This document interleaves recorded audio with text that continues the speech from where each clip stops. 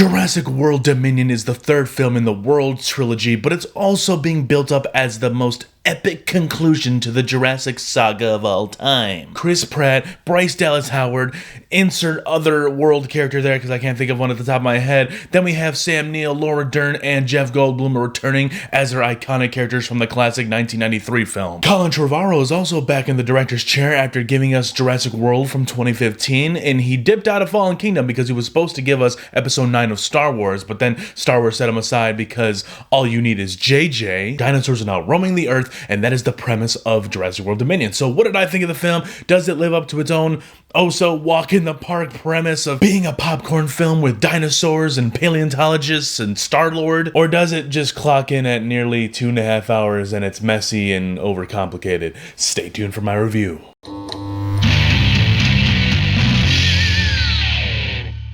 What's up, everybody? Welcome back to The Has Project. I'm John Ornalaza, and today I'm going to be reviewing Jurassic World Dominion. This is the first big blockbuster of the summer. I guess we have to call it that. Dude, this movie just does not feel like a blockbuster. It feels like a movie that puts its dinosaurs secondary, and that's mind-blowing. So we're going to talk spoiler-free here. No spoilers here. If you want to hear my thoughts, nitty-gritty spoilers, I might post a spoiler talk next week. I like to think when I do a marathon of the same franchise that you can watch them all and they're like companion pieces to one another. So if you guys haven't checked out my reviews for the Jurassic Park films or the first two Jurassic World films, you can go and watch those. This movie just failed at continuing the groundwork that they laid themselves for Chris Pratt and Bryce Dallas Howard. I feel like they're the least engaging people of this entire film, and that's unfortunate. They just got less and less interesting as the films went along.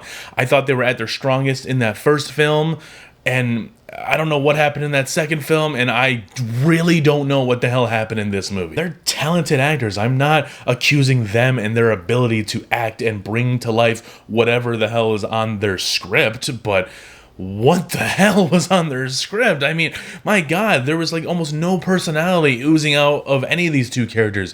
It felt like all the personality was sucked up out of the room and out of the atmosphere from the original cast, because they have personality. They had time in those other films to be characters and not just be action movie guy.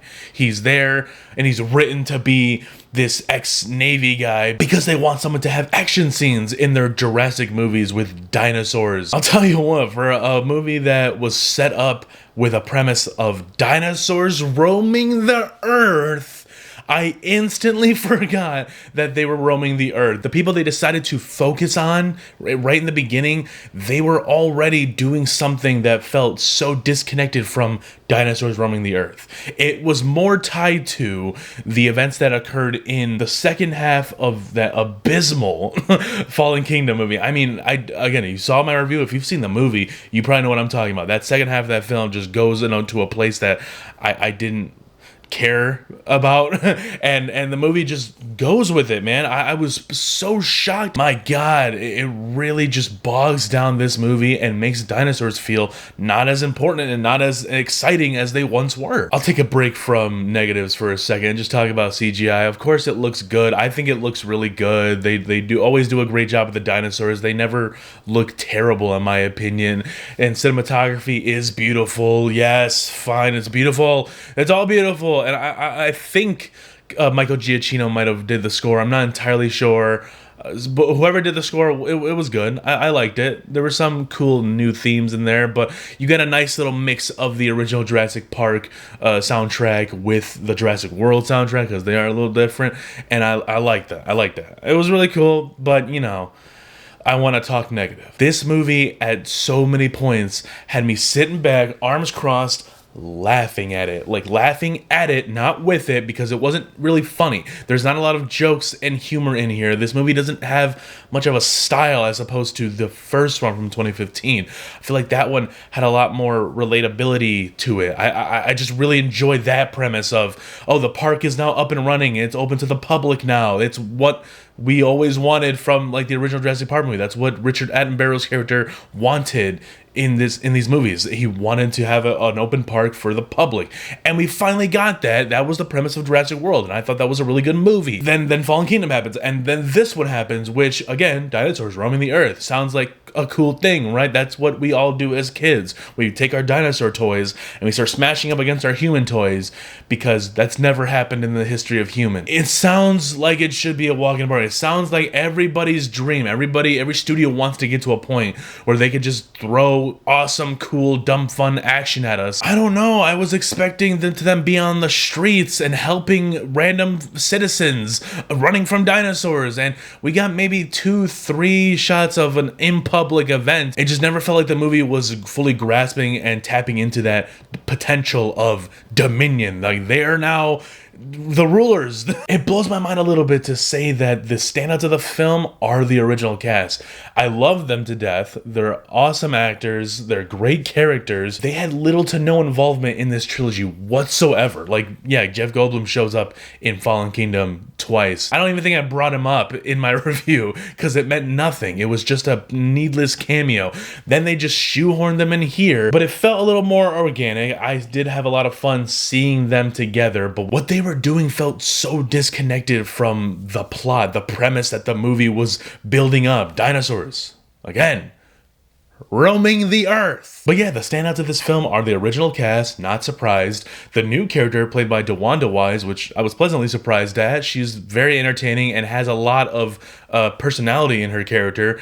And then Blue, yeah, Blue's kind of taking a backseat, but Blue is a standout because Blue hasn't been tainted with. Blue feels consistent to Blue since the beginning. Blue just grew up and became a mother, and that's cool. I like that. But with DeWanda Wise's character, they decide to interject more new characters that the movie tries to tell you, oh, like, this person's kind of been here like the whole time, or this person's behind this the whole time. The fact that they lean so heavily into the clone girl from the Fallen Kingdom film, it's not a spoiler, I'm not going into it, I'm just telling you, I'm warning you guys that this movie focuses on things that it didn't tell you about in the trailer, in the marketing, because of course it's not going to. Of course they're going to market dinosaurs roaming the earth, because doesn't that sound like a cool movie? I don't know, dude. This movie is just way too long. It needed to be an hour and a half of dinosaurs